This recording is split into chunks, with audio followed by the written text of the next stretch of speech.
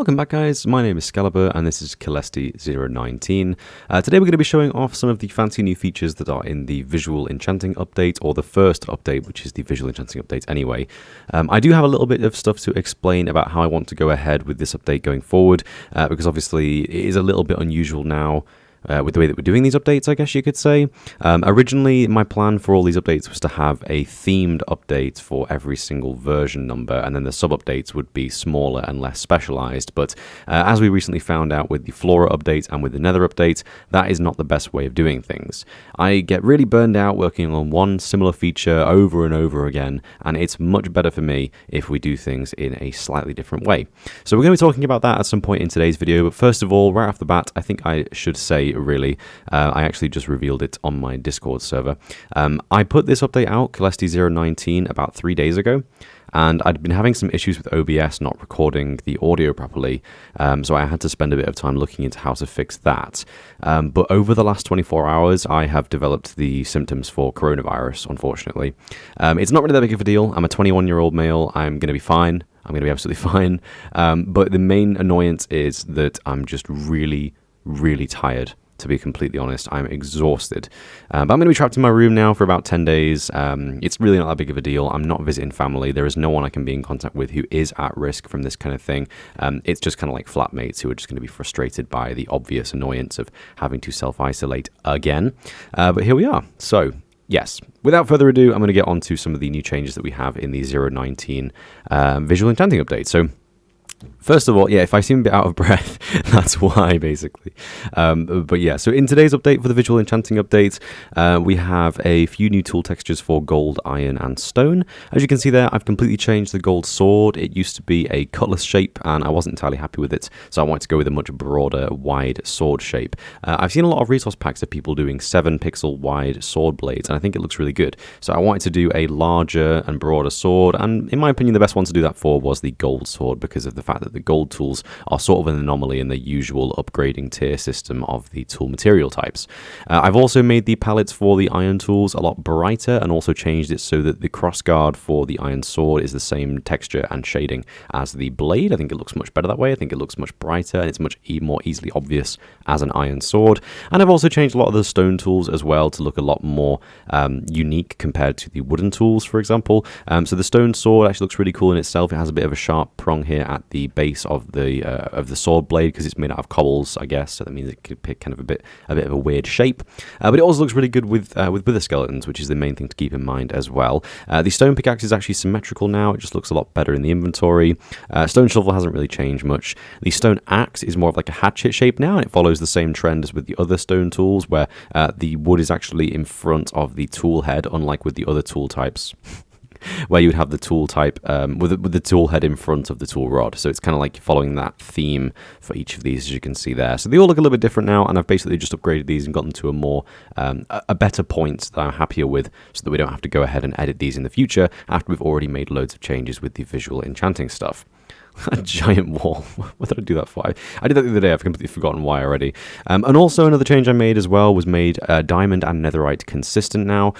So at some point in the past, I went through every single tool in the pack and basically gave every tool material tier a unique texture. So as you can see here, with each of the hoes there, we have the stone hoe, iron hoe, and gold hoe, and they are all different. You know, they're not just a recolor, they are all a different shape and a different style. And originally there was an inconsistency here where some of the netherite tools would be a slightly different shape to the diamond tools, but in reality there's no reason for that to be the case, because netherite tools are just upgraded diamond tools. So all of the netherite tools now share the same shape and obviously a different palette to the diamond tools. So anyway, without further ado, we have the visual enchantments for today's update. I'm not going to spend too long going over these, but as you can see, the way that I've done it is I've split every single tool into a certain category. Now, what I decided to do in terms of tackling this immense job of visual enchantments was to first of all narrow it down to what I'm actually going to make. Now, I'm not going to be doing a visual enchantment for every single enchantment in the game, because that will get out of hand very quickly. There are some people that have done that kind of thing, but it's usually more general and usually quite quite easy to do it in bulk because a lot of similar sword textures. But obviously all of my swords have different textures, so it's kind of like making everything from scratch 6 times over. And I've made the job even harder for myself here by, with Sharpness, Smite, and Bane of Arthropods, there is a different texture if it's from level 1 to 4 and then level 5. So you actually get an upgraded texture when you finish maxing out the primary enchantment of your sword. Now, when I say primary enchantment, I do of course mean the mutually exclusive enchantments. That can mean anything along the lines of Fortune, Smite, Silk Touch, Bane of Arthropods, even like boot enchantments like Depth Strider and Frostwalker, which are independent of each other. And yeah, basically I wanted to just do something really cool for those. Now, initially, someone gave me the idea of having a Bane of Arthropods 1 to 4 texture and then an upgraded 5 texture to give it some sort of sense of pride when you actually finish maxing out the sword. And I do really like that idea still. I think it's a really cool idea and I think it's paid off for sure, but we're not going to be doing this for any of the other textures because it's taken a lot of time. It's just doubled the amount of work that I had to do here, basically. But I do like it. Initially, the reason why I did it was actually because of the cleavers. You can see here the diamond and netherite cleavers are massive, and someone basically said, why don't you just have it stay massive when it gets to max level and have like a smaller and more sensible version when it's not max level. And that is exactly what I went for here, as you can see. By the way, this is the coolest thing about this, by the way. This is the reason why I like this so much. This is not a high resolution texture. The reason why the item texture is so big is because the sword is actually that big. So for reference, let's get a regular netherite tool, put it in my offhand. Yeah, you can see the difference there. Not compensating for anything, I promise. But I really like this. I think it looks really, really sweet. Now, obviously, some people could complain that, like, you know, enchanting doesn't work like that. Like, we're not upgrading the sword with more tool material. That doesn't make any sense. Frankly, I'm not really that fussed. I think, obviously, I think this is just a cool way of visualizing it, really. It doesn't need to make sense. I just want it to be recognizable and I want it to be interesting.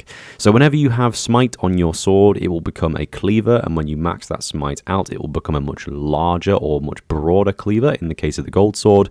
When you have Bane of Arthropods, you have this sort of like armor piercer, like broad-headed cleaver type thing, inspired by the Goron swords in Breath of the Wild. And as you can see here, we also have a fly swatter if it's a wooden version. I kind of had a bit of a play around with some of the tools individually, because when are you ever going to have a Bane of Arthropods 5 wooden sword? You know, it's never going to happen. Obviously, I wanted to do every tool in the game just for the sake of consistency. I could argue that, well, people are only ever going to have diamond and netherite, so why don't I just ignore the other 4? That's kind of boring. So instead, we're just going to make sure that we do it for every single tool material, as you can see there. Moving on from that, we have our Silk Touch and Fortune tools. You can see I've done pickaxe, shovel, axe, and hoe now as well, given that you can actually put Silk Touch and Fortune on hose now. It's actually really helpful in my opinion. And as you can see here, it's a similar kind of story. I'm not making textures look like they would be more effective based on their enchantment. So, you know, by rights, there is no reason why a cleaver would be better at killing the undead. If you wanted to have an undead killing weapon, then surely there would be like a sword with like an antidote on the top of it or something like that. I don't know, but that would be ugly. So instead, we're just going for more of like a nice visual style, which you would eventually adopt and realize, oh, that's a cleaver. That means it's a smite sword. You know, like that's what I want this to do. I don't want it to be instantly recognizable. Like, for example, oh, my sword has knockback, therefore it has a piston on the sword blade. That's ugly. It's recognizable, but it's ugly, and I don't want to do that. Tinker's Construct does that, and it works really well. But for this, I want everything to be cleaner. I want it to be more like... Well, I say more like vanilla. This is obviously not like vanilla, but this is in my style. This is how Caelesti gonna do it. So here we go. And as you can see here with the Silk Touch and Fortune tools for all the different things here, every time you have Silk Touch on a tool, you get like an upgraded version of that tool. You can see all the different tiers have their things laid out there. For example, with the pickaxe, you get a much larger, broader area in the middle of the tool head, which looks like it would be reinforced. Or with things like shovels and axes, you have a bit of extra tool head coming down the tool rod there, like it's some sort of covering on the tool rod. I think it looks really, really nice. And if you have a Fortune tool, it's actually the same texture, but with this additional blue lapis gem and red ribbon wrapping around the tool rod. I think it looks really nice. So I'd like to give credit to Chroma for that suggestion, because he basically, well, I was struggling with ideas for what to do for Fortune, basically. I knew I wanted to have some sort of lapis gem on the tool, because that was just, in my opinion, that's so derivative of how Fortune works, mostly because of Tinker's Construct, but also because I think it looks good. And he basically just said, I think he sent a picture of the enchanted book and said, ribbon. do it. And it looked good, so we ended up going with it. And finally, I wanted to showcase the first examples of dual detection. And yeah, as you can see here, we have axes. Now, first of all, I designed textures for all 3 types for axes. So we don't have versions for sharpness 1 to 4 and sharpness 5. It's just if you have any level of those enchantments, you get a different texture. I already said this was a mistake, but I do want to keep it because I think it's kind of cool. We may at some point in the future just simply remove the lower tier versions and then only have the larger finished versions, but for any level of sharpness and any level of smite, for example. But I'll have to come back to that and consider that in the future, because I do kind of like the upgrading format type situation that we have here. But yeah, as you can see here, we have all the different axes. First of all, sharpness axes, in the interest of being basic, are just simply double axes, so they're battle axes. You can see it's just literally the regular axe head just flipped over and put onto the other side of the axe like that, and I think it looks really, really nice. For smite, we have this different looking axe texture. We actually have a crucifix for the wooden axe. I think it looks great. You actually hold this thing correctly as well, so you can see there, like where you would usually hold an axe out in front of you, you actually just hold it like that. I think it looks really good. Like, be gone, be gone. Also, there's like a good meme material here, you know, like, yeah, the power of the power of random variation compels you. You know, that's like, is that a thing that Scalibur would say? I don't fucking know. But yeah, as you can see here, when you have Bane of Arthropods, your axe will transform into a halberd, which makes no fucking sense, but I just like the vibe. And again, this is me sort of like fully buying into the concept that it does not need to represent the enchantment that it is. It just needs to be recognizable and look good, and that's all I'm going off of, basically. So as you can see here, we have double axes for sharpness, we have this different double axe style for smite, and we have halberds for Bane of Arthropods. And once again, if you have sharpness and silk touch or sharpness and fortune, you'll get a sort of mix and match of both of the textures. So as you can see here, when you have a sharpness silk touch axe, you get the sharpness, which is the double axe aspect, and you get the silk touch, which is the extended tool rod covering. And I just think it looks really, really cool. And again, the same thing applies for the fortune, where you'll get this kind of like ribbon wrapping around the tool, and I think it looks really, really nice. There's also a little Easter egg as well. If you have a crucifix on your head, then it will actually render in a rather interesting way. So, yeah, there's also that as well. I don't really know. No one's ever going to have this. Like, who's ever going to have a smite fortune wooden axe? It's never going to happen. But there you go. You can have a giant, a ginormous crucifix if you really want to. I think. I don't really know. I think it looks funny. But there you go. In fact, did I fix the issue? I didn't fix the issues. Oh no. Oh, no, I completely forgot about that. There's an issue where when you render these models, which is, you know, they're models, basically, they don't come with any display properties. Look, so I already fixed some of them because, like, the swords are the correct size. Look at the difference in size of the pixels. Oh, it's so annoying. I completely forgot to do that. It's just ginormous. Oh, my God.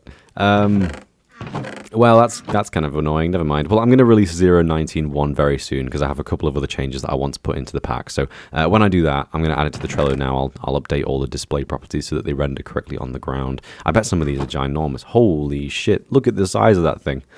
Look at the size of that thing. Look at it compared to me. It's like as big as I am. I mean, that's kind of cool, actually. Wait, isn't that just what size it is, actually? No, it's actually bigger than what it is in my hand. Damn. Okay. Never mind. Oh god, well there you go. We have a bunch of new textures now, really cool tools and weapons that you can obtain by having specific enchantments. Some of you may not like this, but I do, and we're just going to keep adding to it, and eventually you'll get used to it as I did, so there we are. I quickly updated the textures for the iron, gold, and diamond armor, but obviously, as discussed, these are the only visual enchantments that we have in this update, so we're going to be coming back and doing the armor enchantments and other enchantments for these tools at some point in the future, but like, you know, like how I updated the tools over there to be more consistent and more easy to work with, before we go ahead and irreversibly change them forever. I've kind of done that with the armor as well. I've given them a little bit of a glow up, so they're less contrasty at the edges now, which is kind of how my pack is starting to go, and they all share a consistent texture for the top of the helmet, so that they all have like a similar vibe, basically. So yeah, unique textures for the armors. I still might yet upgrade the textures for the armors, but depending on how the visual enchantments go, might not, because maybe it's going to be fine. Who knows? I've already thought, like, if you have thorns on a helmet, it's going to be like a crown, like a gold crown. but only for the gold armor, you know? There's going to be cool things that we can do like that, where we have gold-specific visual enchantments, iron-specific visual enchantments, and so on. I think there's a lot of things that we could do there. But yeah, anyway, moving on from that, we have new textures for all the books. I've known for a while that I wanted to update the books in this specific way, simply because the vanilla book is not very easy to work with in terms of visual enchantments. Obviously, we don't have any visual enchantments for the books just yet, but I am planning on adding them to be consistent with all the tools and everything that we have. And obviously, if we become a visual enchantment-based resource pack, which I do plan to be, then it obviously would be really helpful to have the visual enchantments for the books as well. So in the subject of being easier to work with, I've given myself this kind of like flat front of the book that we can now add like an emblem or a rune or a design to or something like that when it does come down to doing visual enchantments. Or alternatively, I could just stick with our current placeholder texture, which we're using for any enchanted book. You can see this is just the generic enchanted book texture, as are all of these. And we could maybe just change the color of that ribbon based on what the enchantment is for. So for example, if it's for armor, then maybe the ribbon will be purple. Or if it's for things like fishing rods or bows, I guess. Then it could be like blue. I don't know. Well, you get the idea. I think I'm probably going to go with like a shiny emissive rune on the front of the book based on what it's got inside it.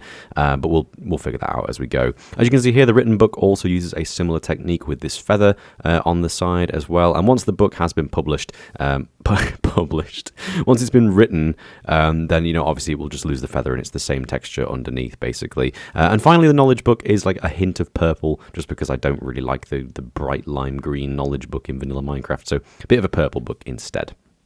And as a lot of you would have seen on the thumbnail for this video and on Reddit or Twitter, or just on the Discord group if you are keeping up to date there as well, this is our custom entity model for the Enchanting Table.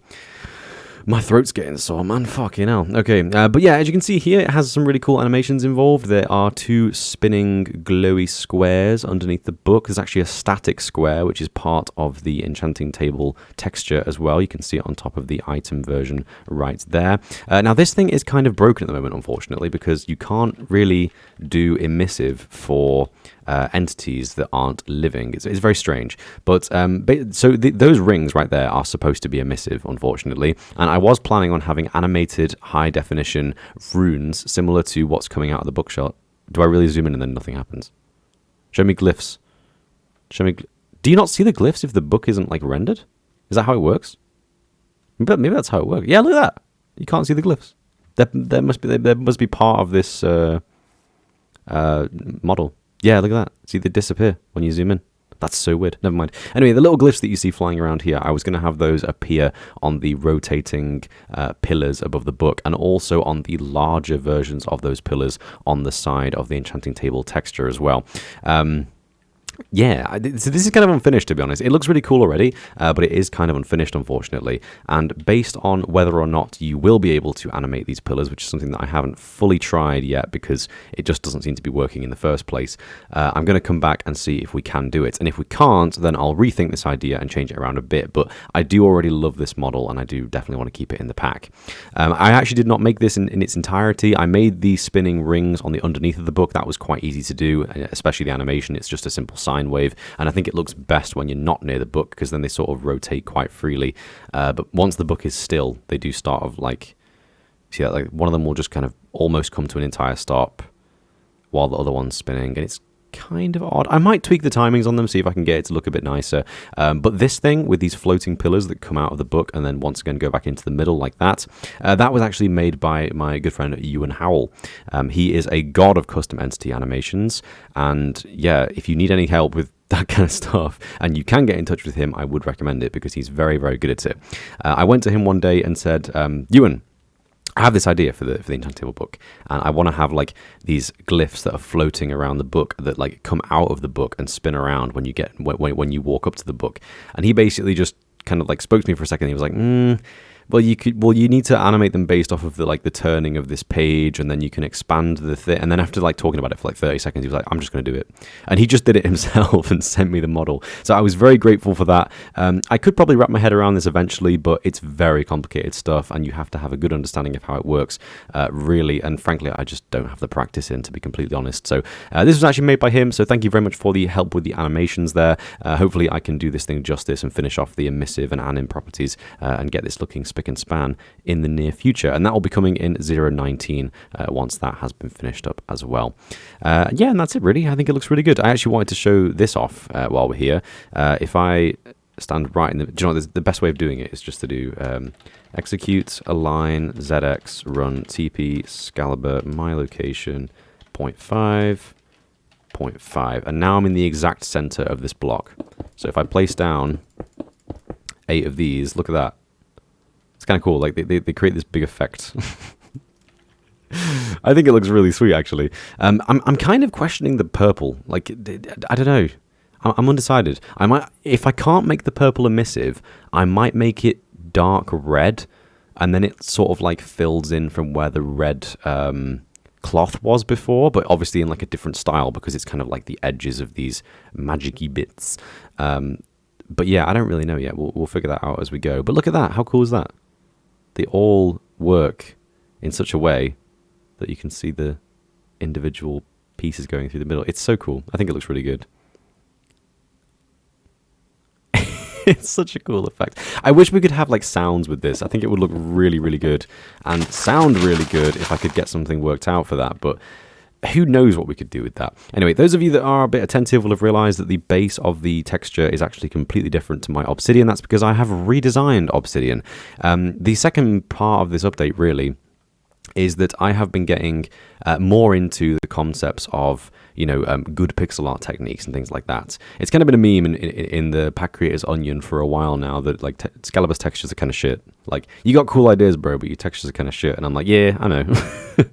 I know. I like doing the weird stuff like that, and you know, like that's what I'm here for, really. But it does help. It really does help. And I've basically gone around and remade some textures in today's showcase video. And as you can see here, the Obsidian looks completely different. It looks a little bit more like a texture that Jappa released midway through doing the textures for 0.14.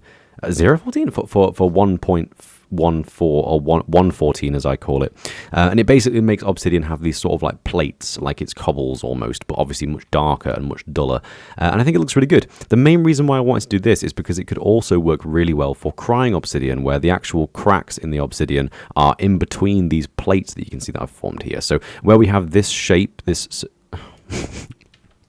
where we have this circular shape in the middle of the texture, you can see that has been like highlighted by like the crack at the bottom of where the plate would be. Now, I've already realized that this kind of texture is dying for random variation, because why would they all be cracked in the exact same way? But obviously I haven't done that in today's video, so we will come back and do that at some point in the near future for definite. But for the time being, crying Obsidian looks a bit better and also fits better and makes more sense based on the original texture of Obsidian. So I'll come back and give this thing random variation and maybe an overlay at some point in the future. But yeah, we'll have to wait and see, basically. So yeah. Yeah, and as a side note, I've also updated the crying Obsidian on the respawn anchor texture. Now, it's worth noting this portal texture is going to go really soon. I mean, look at it. It's not even a portal texture. It's just a massive noise. So it's not very good already. But I have been kind of trying to figure out what I want to do in terms of a new portal texture. Because obviously this thing looks kind of cool, but it could be better. And yeah, so this is kind of, yeah. Stay with me. I don't know what to say about this. I really want to make a swirling, spiraling, like black hole type effect for the Nether portal. You know, typical like fantasy portal type vibe. Even like a Doctor Strange Magic Sparkles portal, but purple. You know, I want to do something cool like that, basically. But this is going to be so hard to animate, and I have not had the motivation to start it yet because it looks like a nightmare. So I'm going to come back to it at some point in the future and try my best to animate this. It's going to take a lot of attempts to get it right, and it's going to take a lot of practice to get it to a state that I'm happy with. But for the time being, this texture is now in the pack. If you want to remove it, all you have to do is simply delete the Nether portal texture from the blocks folder. But as usual, Caelesti is, of course, a work in progress pack. This doesn't bother me. I can still use this. I don't really care. But if it does bother any of you, because it does look a bit stupid that it's just still, then you can just simply remove it if you want to. And obviously, once I get this kind of texture working nicely, I'm going to go ahead and make the smaller version for the respawn anchor as well. Moving on from that, we have a slightly fixed texture for the trident, where the coloring of the individual spikes has been updated to sort of insinuate like a more of like a spiked cone texture, as opposed to just a straight gradient down from the brightest shade at the top and the darkest shade at the bottom. It's just a bit of a different way of doing the texture, basically, and I think it looks a bit better. We also have a new texture for the crimson stem. Now, some of you will remember in the Nether update, I released a crimson stem texture, which was essentially just a glorified mushroom stem with a red vein going up the center of it, and it was just a bit varied and looked kind of cool. And originally the idea was that there would be like a pulse of energy flowing up the vein, and I did experiment with the idea a few times, but could never get it right, unfortunately. And now I've had a different idea. So instead of having like a vein going through the middle of the texture, why not have this sort of like shell texture, which is inspired by palm tree logs, actually. I ended up, Googling palm tree log Minecraft and got something very similar to this, and that was what I based this texture off of. And then having the red pulsing energy that's going up be sort of like a glow that comes out behind each of these individual shells, and that is the idea that I've now had. So we're going to come back and finish this off at some point in the future, maybe add random variants to it as well, so it doesn't look so completely tiley, even though it's not that bad, actually. It's not terrible. I mean, you can see this kind of like nicely shaped one. You can see it really obviously in it's like there. It kind of tiles a little bit, but making 8 variants of this and then having the animation work for all of them would be tricky. So I got to think about it, basically, but this is what I kind of like for the time being. We also now have 8 variants for the connected grass side texture. Previously, I added the connected grass sides, and they were really cool.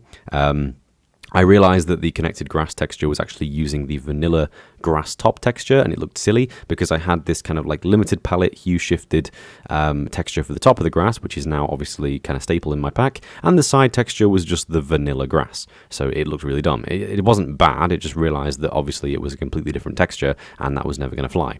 So I changed the properties file in the last update to pick a specific texture, which I then manually made, but I didn't realize at the time that I could actually target that tile with CTM random as opposed to using block states random, which is what I usually use for things like the bookshelves, for example. The bookshelves are using block states random, so it just picks a different model each time, and as you can see there, we have quite a bit of variety on the bookshelves.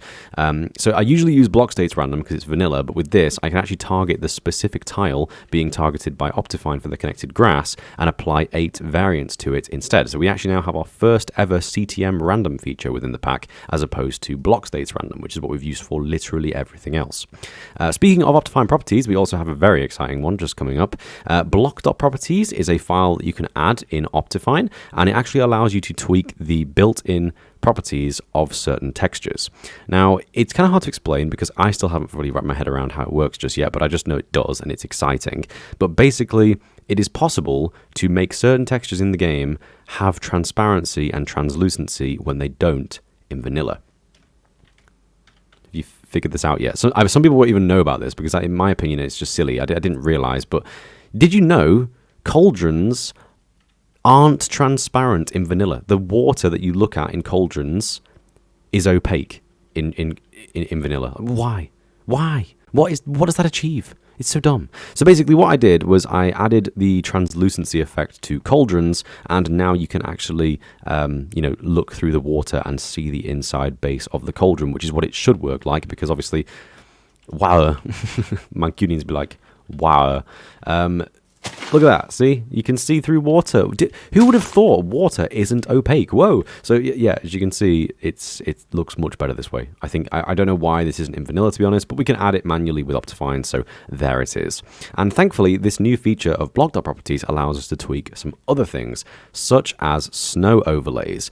Some of you may have seen my Better Snow pack that I released about 2 weeks ago, and this was actually made by a discovery that I made on Planet Minecraft, where, well, actually not me, it wasn't even me that made the discovery, it was actually Chalk.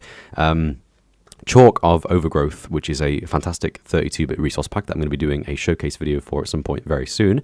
He sent me a thing on Discord about Planet Minecraft. Me and him have kind of share an opinion on this ridiculously annoying issue in vanilla Minecraft, where whenever you look at a tree with snow layers or the side of a mountain or anything else, you will just see a 2-pixel wide sheet of snow that wraps around and looks really really silly. And the only way to really get around that issue is by having biome-based textures, such as the leaves with additional snow on top of them. I can't do that because I have custom color maps targeting almost every single type of leaf in the game, and it would mess up the colors of the snow on the side. But this pack solved the issue, and that's how I discovered this Block.properties thing. This pack that I discovered on Planet Minecraft had basically this feature where you had a extra 16 by 16 by 16 cube underneath the snow layer, and then it actually had the effect cutout applied to snow layers. And what that would mean is that when its side texture was applied like this, as you can see, instead of it z-fighting with the texture behind it, it would just cut out the texture behind it and replace it with this. And it works absolutely fantastically. Well, I say it works fantastically. It works perfectly. It works absolutely perfectly. The only downside of this feature is that it is Optifine reliant. Now, I don't understand why you'd be using Caelesti without Optifine, unless, of course, you were just in between versions and Optifine wasn't available yet. But I have so many Optifine reliant features. You know, the emissive textures that make the warped forest look so nice, the new visual enchantments that we have with all the custom item textures. Obviously, all we have the turtle model and the skeleton model, and so many Optifine features, so much CTM in the pack as well now. I don't know why you'd be using Caelesti without Optifine, basically. So I'm kind of okay with this. This is one of the biggest issues in vanilla Minecraft, in my opinion, and it's been perplexing me for years. I've been trying to solve this issue, and I've literally been getting to a point recently where I was ready to start experimenting with some extremely weird combinations of things in order to get this to work. But I don't need to, because this guy figured it out. I can't remember who it was. I think the guy was called Grand Magus or something like that. I will leave a link to his original pack in the description below, or you can just check it out from my Better Snow video that I released a little earlier this week. Well, what was it, like a week, 2 weeks ago? I don't remember. a while back.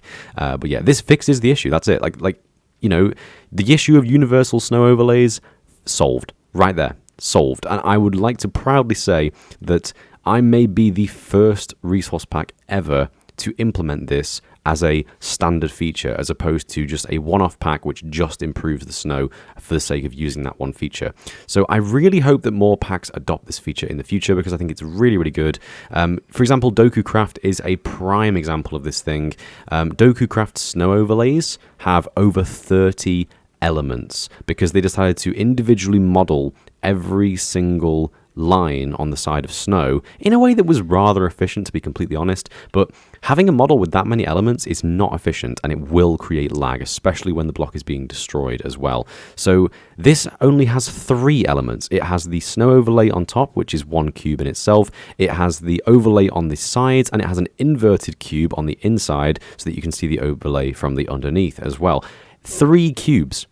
3 cubes, and it works exactly as you'd expect. Some people have told me they have a few issues with this, like they might see z-fighting on the texture one every like 16 blocks upwards, for example. I have not had that issue yet. You can see here I've pasted the snow on a bunch of different blocks, so we have it on snow, we have it on, well, we have it on stone, as you can see here, which in my opinion looks really good. This is the main reason why I wanted to do this, because you always get that thin 2 pixel effect on stone in mountains. We also have it on top of snow, which happens in ice spikes, and of course we have grass, mycelium, and podzol, which all look the same right now, apart from a hint of purple coming down occasionally, and a hint of brown over there. But it all seems to work. This is spanning over the space of, I think, about 20 blocks. Is it about 20 blocks? 3, 4, 5, 6, 7, 8, 9, 10. Yeah, it's about 20. It's about 20 blocks. And as you can see, I don't really get any z-fighting. It doesn't even cause me that much lag, to be completely honest. This happens though. I don't know why this happens. It seems like Optifine just thinks there's like a massive number of blocks here, so it just unloads a chunk behind it. I don't know why that's happening. I think it's the snow overlays. It's happened quite a bit over here. You can see it happens like that as well. I don't really understand why, but never mind. It's still worth it. And this thing does cull correctly as well, so if you're the kind of mad lad who wants to build with snow and glass, then you can, and it will be fine, as you can see. I really, really like this feature. I think it looks absolutely gorgeous, and I've been wanting to solve this problem for literally years. So this is staying in the pack, whether you like it or not, because I think it looks fantastic. Unfortunately, Caelesti is Optifine reliant now, but it basically already is in terms of like the majority of features that are included in this pack, from emissive to custom entity models to custom animations to CTM, CIT. We have so much stuff in the pack now, so you really should be using Optifine, to be honest. But yeah, The only issue with this that I've run into, which I haven't yet solved, is the issue of the full snow blocks underneath the snow layers. I mentioned back then that when you're in ice spikes biomes, you will actually get snow layers forming on top of large blocks of snow, and that is likely to be the case with the new mountains update as well. Given the screenshots that we've seen, we're going to have obviously powdered snow blocks as well are going to be a thing now. So we'll have to figure out how to come up with a solution for that when it comes out. I've already experimented with making the the regular snow block texture more grainy and more gritty, but it didn't look very good, so I haven't really come up with a solution to this just yet. Obviously that looks really dumb, but we'll have to just see. We'll have to just wait and see how it goes down, basically.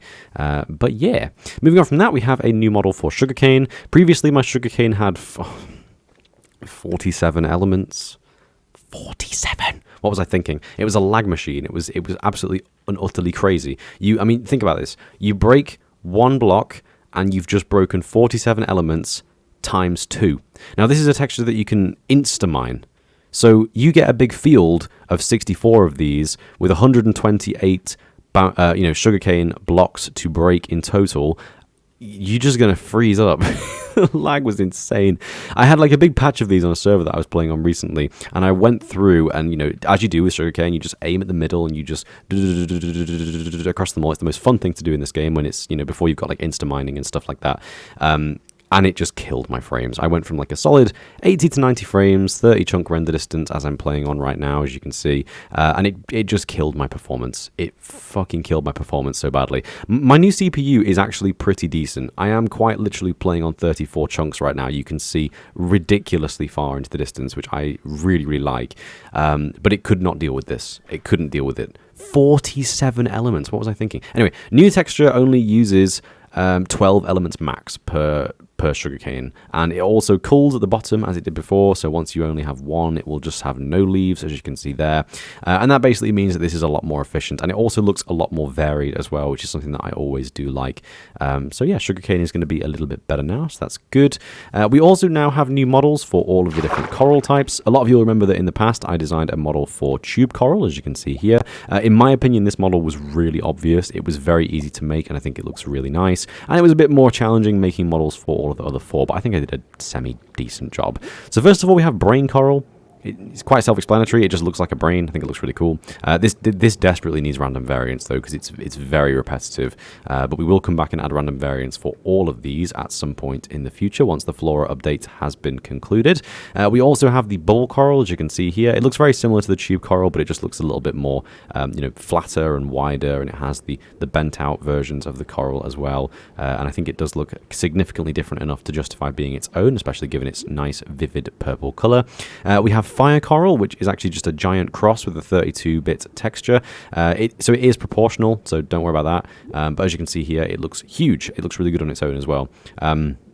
This doesn't look so good, it just looks really busy, like there's just way too much going on here. But whenever you are in a warm ocean in a regular world, you will only ever find these corals one-off, so they'll never even spawn like that. You will never find anything like that, trust me. You will find them really far apart, and they will look really good when they're isolated and on their own. And finally, for horn coral, I went for something a little bit more simple. It's just kind of what I expect horn coral to look like, where it's just tubes like we had before, but the tubes have bits of like grassy filaments coming out of them. I don't know what the fuck they are, but it looks cool. It's just a unique idea again, basically.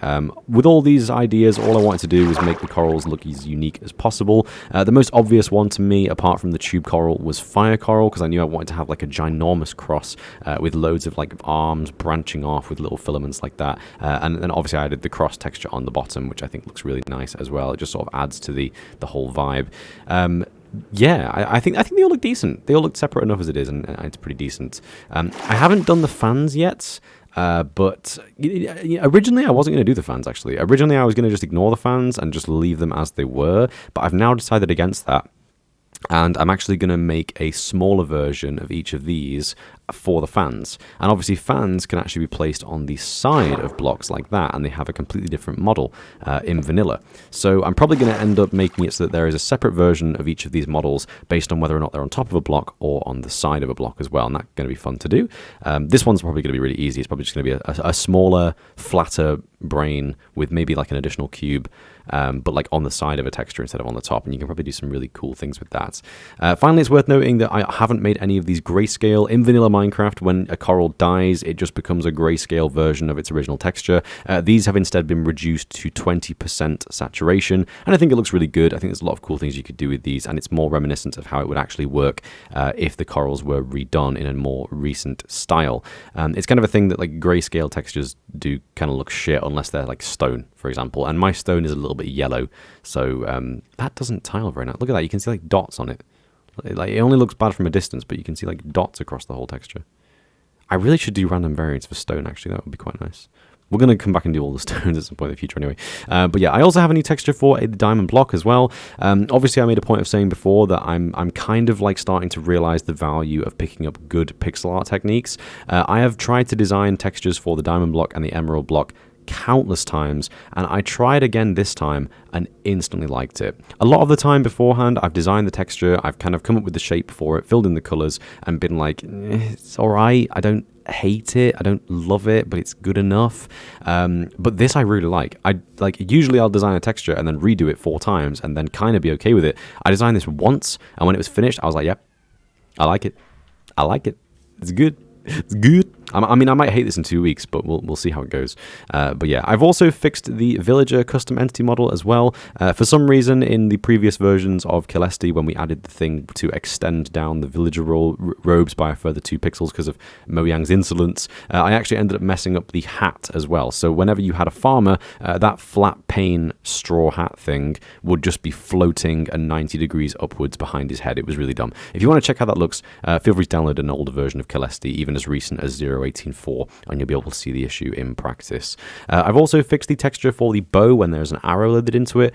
Previously, the feather, or was it? Is it called a plume? Feather? Quill? Is it called a quill? No, I don't. That's not called a quill. I'm going insane, guys. Corona got me going mad. Basically, the arrow now has a drop shadow, so the arrow just sort of matches up correctly with itself, including the feather and also the shaft of the arrow. It is called an arrow shaft, isn't it? Yeah. So basically the bow texture now makes sense. It was actually previously wrong. Also, there was an issue with hue shifting on the side of the grass texture.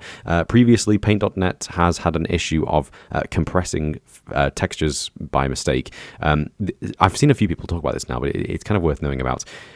By default, Paint.net will have its color depth detection set to auto detect. I highly recommend turning that off and picking it manually every single time you're working on textures. Because if you work with a texture which has a very small number of colors, it might just randomly select 4-bit color depth or even 2-bit color depth, and it will completely mess up your shades. You will have additional shades that you didn't pick in the first place. You might just lose an entire color. It might just shift an entire color, and it's going to look bad, basically. So I highly recommend whenever you are saving a texture, don't pick auto detect, pick it manually. And I've just gotten into the habit of doing the most as 32-bit now. The file size doesn't really bother me that much because Caelesti is already a monster. Over 5,500 files, 13 megabytes. You know, it's getting kind of big now, but never mind.